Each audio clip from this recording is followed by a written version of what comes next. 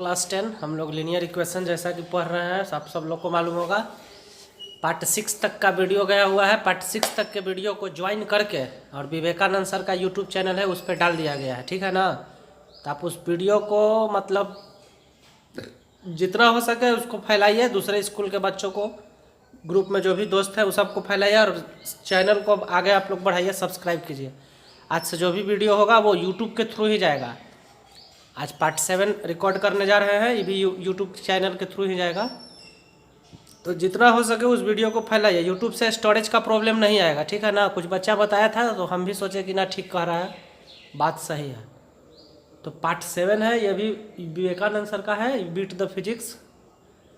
उस चैनल के थ्रू ये जाएगा और उसको जितना हो सके सब्सक्राइबर बढ़ाइए, ठीक है ना, ताकि हम लोग भी कोरोना की तरह पूरा इंडिया में फैले। जितना जल्दी हो सके हम लोग को भी कोरोना की तरह फैला दीजिए, ठीक है। तो आइए आज के वीडियो में हम लोग लीनियर इक्वेशन का ग्राफ पहले डिस्कस कर रहे थे। बताए थे कि पहले मेथड बताएंगे, बट पहले हम लोग लीनियर इक्वेशन का ग्राफ डिस्कस कर लेते हैं, ठीक है ना।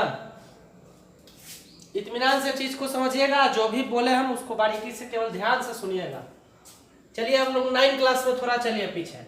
9 क्लास में इक्वेशन दे दिया गया, बोला गया कि इसका ग्राफ बनाइए, ठीक है। तो इसका ग्राफ बनाने के लिए आप लोग को मालूम होगा y = लिख लेते थे और उसके बाद क्या करते थे, पॉइंट निकालते थे ना। पॉइंट निकालते थे, पॉइंट निकालने के बाद क्या करते थे, उसको प्लॉट करते थे और मिला देते थे। तो कहने का मतलब कि लीनियर इक्वेशन इन 2 वेरिएबल का जो ग्राफ होता था वो स्ट्रेट लाइन होता था। 9 क्लास में हम लोग बनाए, इस डायरेक्शन में होगा, इस डायरेक्शन में होगा, किसी भी डायरेक्शन में होगा। तो लीनियर इक्वेशन इन 2 वेरिएबल का ग्राफ जो होता है वो स्ट्रेट लाइन होता है। 9 क्लास में हम लोग पढ़े थे। अब यहाँ चूंकि हम लोग पढ़ रहे हैं simultaneous linear equation. Simultaneous linear equation मतलब पेयर ऑफ लीनियर इक्वेशन। तो सपोज आपके पास 2 इक्वेशन दे दिया गया ये, तो जब हम लोग ग्राफ बनाने जाएंगे तो इस इक्वेशन का एक स्ट्रेट लाइन बनेगा, एक इक्वेशन का एक स्ट्रेट लाइन बनेगा। जैसे 2 लीनियर इक्वेशन है तो दोनों का ग्राफ अपना अपना स्ट्रेट लाइन बनेगा ना। तो कहने का मतलब कि सिमल्टेनियस लीनियर इक्वेशन का जो ग्राफ होगा वो पेयर ऑफ लाइंस होगा, 2 लाइन बनेगा, एक इसका बनेगा और एक इसका बनेगा। बात क्लियर है? अब ध्यान से समझिएगा।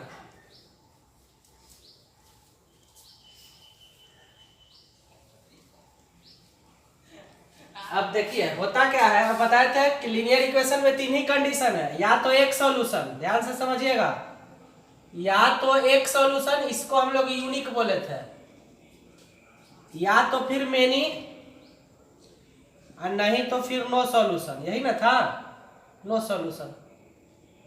अब तो बात ध्यान से समझिएगा। अगर एक सॉल्यूशन है तो दोनों जो लाइन बनेगा ना ग्राफ पर वो एक जगह कट करेगा। अगर एक सॉल्यूशन है तो ग्राफ में दोनों लाइन एक जगह कट करेगा। अगर मेनी सॉल्यूशन है तो दोनों लाइन मेनी जगह कट करेगा, और नो सॉल्यूशन है तो दोनों लाइन नो जगह कट करेगा, मतलब एक भी जगह नहीं कट करेगा। तो अब ध्यान से बताइए हमको, एक भी नो सॉल्यूशन है मतलब दोनों लाइन नो जगह कट करेगा, मतलब कटेगा ही नहीं। तो नहीं कटेगा इसका मतलब क्या होगा, ये पैरेलल लाइन होगा। क्या होगा? Parallel line. जिसका सॉल्यूशन नहीं होगा उसका मतलब उसका ग्राफ पैरेलल लाइन होगा। जिसका 1 सॉल्यूशन होगा तो जिसका 1 सॉल्यूशन होगा उसका ग्राफ जो होगा वो 1 जगह कट करेगा। तो 1 जगह कट करेगा मतलब इस तरह से होगा, इस तरह से होगा, मतलब इंटरसेक्टिंग लाइन होगा। क्या होगा? इंटरसेक्टिंग लाइन होगा। ध्यान से समझिएगा, एक सॉल्यूशन है तो लाइन एक जगह कट करेगा, मतलब इंटरसेक्टिंग लाइन। नो सॉल्यूशन है मतलब लाइन नो जगह, मतलब नहीं कट करेगा। तो नहीं कट करेगा तो पैरेलल होगा। अब मेनी सॉल्यूशन है तो मेनी सॉल्यूशन है तो लाइन मेनी जगह कट करेगा। तो मेनी जगह कट करने का मतलब देखिए क्या होता है, ये एक लाइन है ना और दूसरा का लाइन भी इसी पे आ गया। तो देखिए कई जगह कट किया, 1 2 3 जगह मेनी जगह कट किया। तो इसका मतलब होता है कि दोनों लाइन जो होगा ना एक ही पर होगा। तो इसको बोलते हैं हम लोग को इंसिडेंट लाइंस। क्या बोलते हैं? को इंसिडेंट लाइंस, मतलब एक का लाइन और दूसरा उसी पे आ जाएगा। तो अगर एक सॉल्यूशन है, यूनिक है, तो दोनों लाइन एक जगह कट करेगा, मतलब इंटरसेक्टिंग लाइन। अगर मेनी सॉल्यूशन है तो दोनों लाइन मेनी जगह कट करेगा, मतलब कोइंसिडेंट लाइन, मतलब दोनों एक दूसरे के ऊपर ऐसे ओवरलैप करेगा। अगर नो सॉल्यूशन है तो दोनों लाइन कटेगा ही नहीं, तो कटेगा ही नहीं, तो दो लाइन कब नहीं कटेगा, जब पैरेलल होगा। बात समझे ना। तो यूनिक सॉल्यूशन का graph intersecting line, many solution का ग्राफ कोइंसिडेंट लाइन, और नो सॉल्यूशन का ग्राफ पैरेलल है। अब बारी बारी से हम आपको लेके दिखाते हैं एग्जाम्पल के थ्रू। तो एग्जाम्पल के थ्रू क्लियर होगा कैसा ग्राफ बनेगा, कब किसका। देखिए सामने एक क्वेश्चन लिखा हुआ है। क्वेश्चन है कि x plus y is equal to 5 और 2x plus 2y is equal to 10। तो पहले ओरली चेक करिए, यहाँ 1/2 और यहाँ भी 1/2 ही आएगा ना। तो ये तीनों रेशियो सेम है, तो तीनों रेशियो सेम है तो ये मेनी सॉल्यूशन का कंडीशन है ना। तो इस इक्वेशन का मेनी सॉल्यूशन है, हम लोग को पता चल गया। अब बताए ना कि मेनी सॉल्यूशन का ग्राफ जो होता है वो कोइंसिडेंट लाइन होता है, दोनों लाइन ओवरलैप करता है। तो देखिए अब उसका ग्राफ बनाते हैं। तो यहाँ से y इज इक्वल टू लिखिएगा तो 5 माइनस x होगा ना, ये वैल्यू रख के हम निकाल लिए हैं। यहाँ से y इज इक्वल टू लिखिएगा तो 2x जाएगा उधर, 10 माइनस 2x बाई 2। यहाँ भी हम लोग वैल्यू रख दिए हैं, 4 रखे हैं x का, तो 4 दूनी 8, तो 2 में से इसको कर लीजिएगा। अब देखिए लोकेट करिए ग्राफ पे। तो यहाँ से पॉइंट आपका कितना है, x y 2 3 यहाँ पे होगा, 3 2 3 और 2 यहाँ पे होगा, 0 5 तो 0 और 5 यहाँ पे होगा। तो देखिए यही हो गया आपका, ये ग्राफ बन गया ना। अब इस लाइन ध्यान से समझिएगा, इस लाइन के ऊपर ये वाला इक्वेशन लिख दीजिए।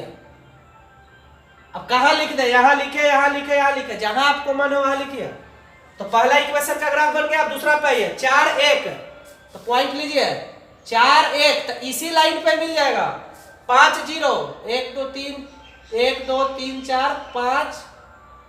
तो इसका मतलब ये इधर से पास करेगा ऐसे। देखिए यहाँ पे थोड़ा बहुत इधर उधर हो जा रहा है, ग्राफ कॉपी एक्यूरेट रहता है ना वहां पे। 5 0 इसी पे आ जाएगा, -1 6 -1 6 1 2 3 4 5 6 यहाँ पे आ जाएगा, इसी पे आएगा।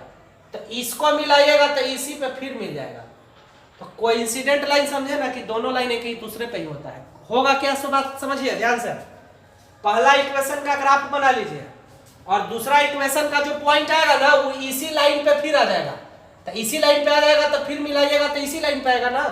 तो यहाँ देखने में भले ही दो इक्वेशन है, बट बताए थे ना कि मेनी वाला कंडीशन में ये दो इक्वेशन तो रहता है, बट एक्चुअली में ये एक ही इक्वेशन को रिप्रेजेंट करता है। तो जब ये एक ही इक्वेशन को रिप्रेजेंट करता है तो ग्राफ एक ही लाइन से डिनोट हो जाएगा। बात समझे। तो इसी को कोइंसिडेंट लाइन कहते हैं। एक का ग्राफ बनाइएगा, दूसरा का ग्राफ उसी पर बन जाएगा। ग्राफ कॉपी होगा, आप लोग कीजिएगा। हम थोड़ा सा इधर उधर कर लिए हैं, क्योंकि देखिए स्केल यहाँ ज्यादा लग रहा है, यहाँ पे कम लग रहा है, बराबर है नहीं, तो थोड़ा सा तो दाएं बाएं होगा ही। ग्राफ कॉपी पे बनाइएगा, एक्यूरेट बनेगा।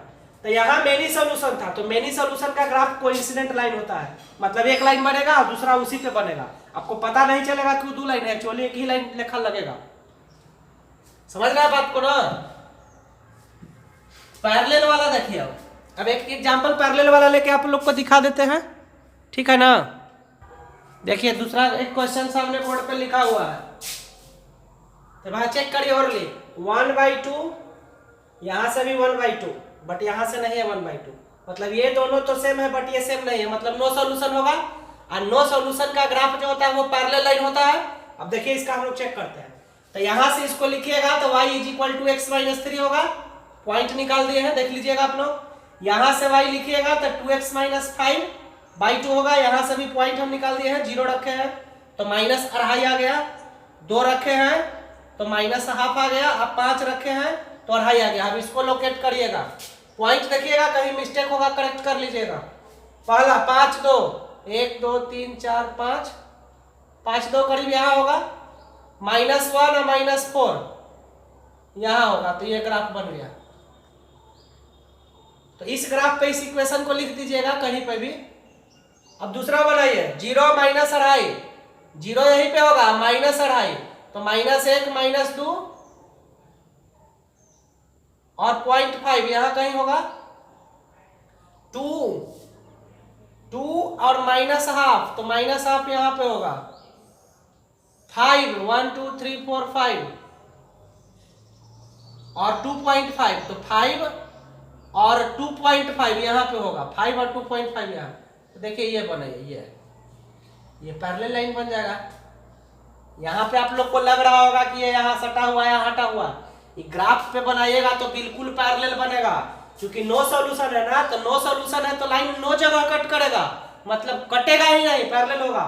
तो यहाँ आप लोग को लग रहा होगा कि ये सट गया, ऐसा नहीं है, ग्राफ कॉपी है, वहां आप लोग बनाइए। हालांकि वैल्यू अवॉइड कीजिएगा कि डेसिमल में नहीं आवे, इंटीजर में ही रहे, ज्यादा अच्छा रहेगा।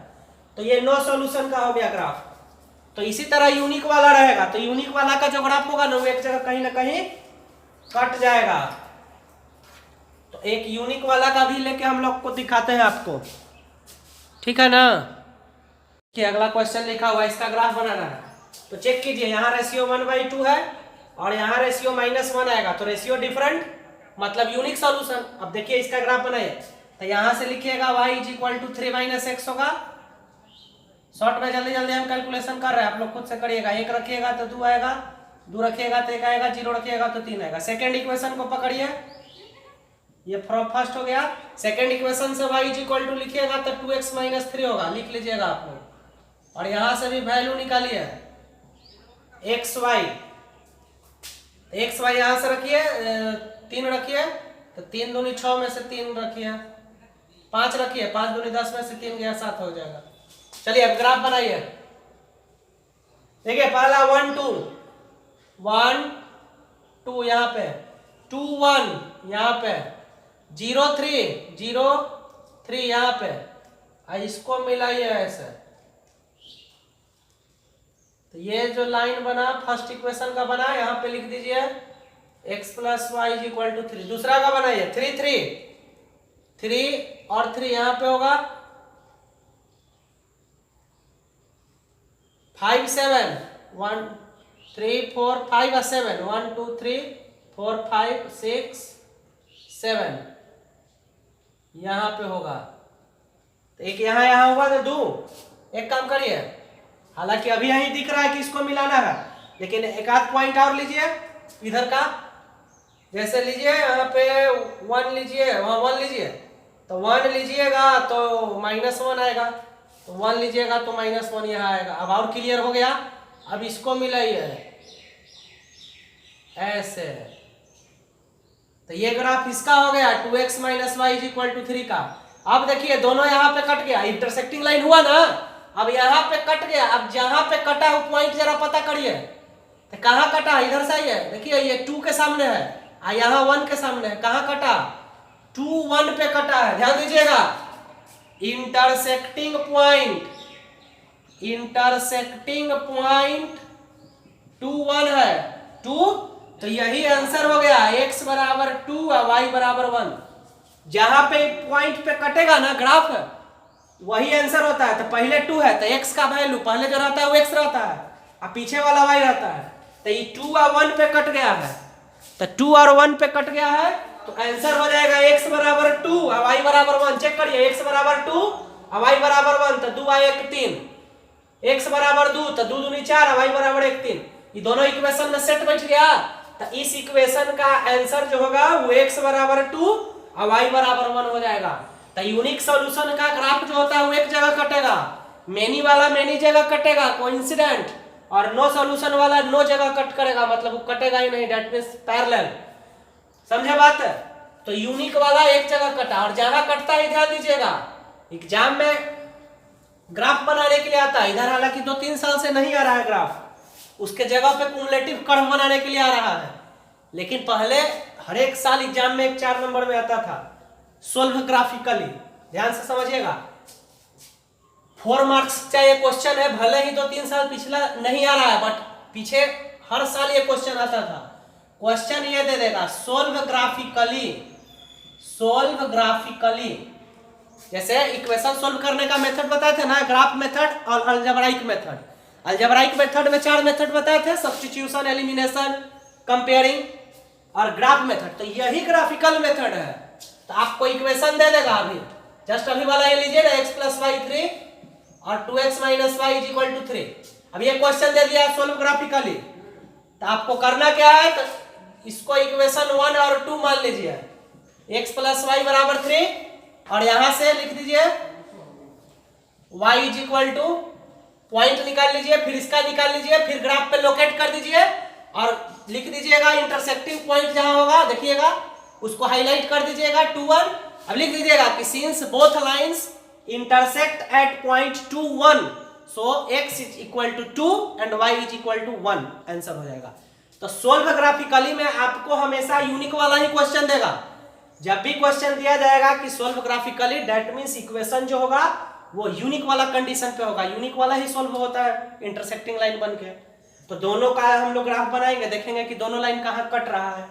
पिछला ही इसका ग्राफ बनाए थे इसलिए तो केवल समझा दिए। देखिएगा कि दोनों लाइन जहां कट किया तो जहां कट किया वहां x का आंसर हो जाएगा, y वाला y का आंसर होगा। तो बात समझे ना।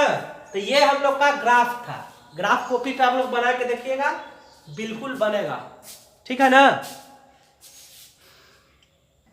देखिए सामने एक चार्ट बना दिया है, लीनियर इक्वेशंस इन 2 वेरिएबल्स। ये 2 टाइप का होगा, कंसिस्टेंट या इनकंसिस्टेंट। इनकंसिस्टेंट कब होगा? जब x के कोफिशिएंट का रेशियो y के कोफिशिएंट का रेशियो इक्वल होगा बट कांस्टेंट का रेशियो डिफरेंट होगा और इसका जो ग्राफ होगा वो पैरेलल लाइन होगा। कंसिस्टेंट में 2 केस है, या तो एक सॉल्यूशन यूनिक सॉल्यूशन या तो फिर मेनी सॉल्यूशन। यूनिक का कंडीशन कि कोफिशिएंट ऑफ मतलब ratio of coefficient of x is not equal to ratio of coefficient of y। इसका जो ग्राफ होता है वो इंटरसेक्टिंग लाइन होता है। और दूसरा मेनी सॉल्यूशन है, मेनी का कंडीशन है कि तीनों रेशियो सेम होगा और इसका जो ग्राफ होगा वो दोनों सेम लाइन होता है जिसको कोइंसिडेंट लाइन कहते हैं, ठीक है ना। तो इतना ग्राफ के बारे में हम लोग को पढ़ना था। क्वेश्चन यहाँ से आएगा भी तो सोल्व ग्राफिकली करके आएगा, मतलब यूनिक वाला रहेगा। आप दोनों का ग्राफ बना दीजिए, देखिए कि किस पॉइंट पे दोनों लाइन कट कर रहा है, वहां पे x का आंसर हो जाएगा और y का आंसर होगा। अब देखिए अब कुछ क्वेश्चन हम कराते हैं। पहला है write the nature of equations, right the nature of equations 2x plus 3y is equal to 6 और 3x minus 4y is equal to 7। इसका नेचर लिखना है। तो नेचर लिखना है मतलब इसके पूरे खानदान का परिचय देना है। खानदान का परिचय का मतलब हुआ कि पहले पता करिए कि किसका सॉल्यूशन क्या है, यूनिक है कि नो है कि मेनी है। उसके बाद उस बेस पे बताइए कि कंसिस्टेंट है कि इनकंसिस्टेंट है। उसके बाद इसका ग्राफ बताइए। तो देखिए एक हम सोल्व करके बताते हैं, उसके बाद बाकी आप खुद करिएगा। तो चेक कीजिए a1/a2 तो 2/3, b1/b2 तो 3/-4 दैट मींस -3/4। तो देखिए ये दोनों डिफरेंट है तो आपको सी के पास जाने का नहीं जरूरत है। तो आप यहां लिख दीजिए कि since a1/a2 not equal to b1/b2 so given equations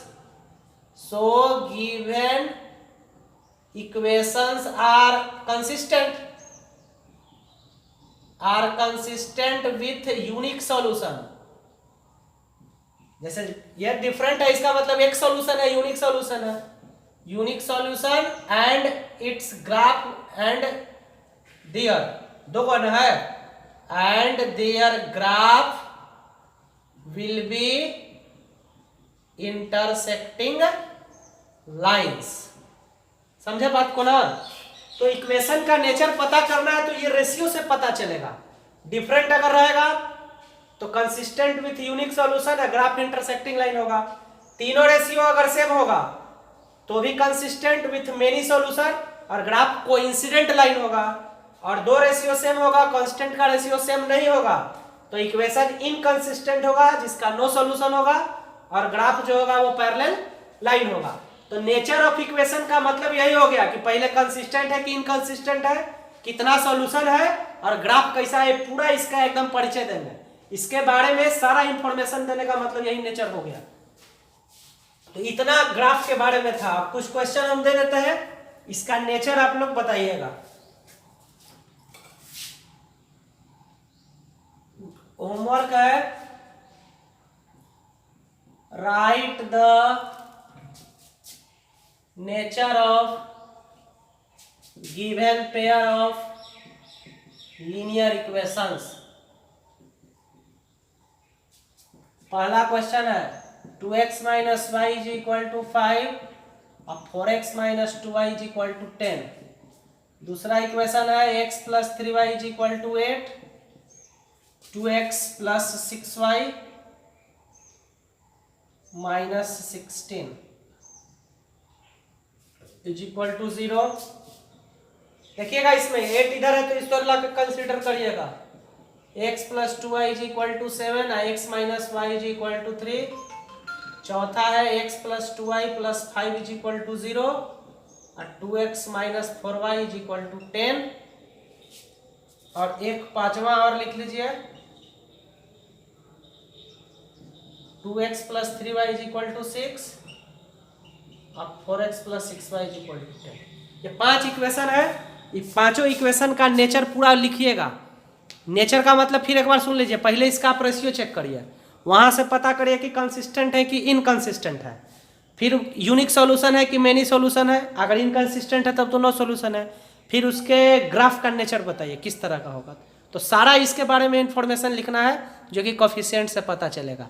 तो इस तरह से ये पार्ट 7 था जिसमें हम लोग ग्राफ के बारे में डिस्कस किए। बढ़िया से आप लोग उम्मीद करते हैं समझ गए होंगे। अब नेक्स्ट पार्ट में हम सोल्व करने का जो मेथड था अलजेब्राइक उसको डिस्कस करेंगे। ठीक है, डेट्स ऑल, थैंक यू।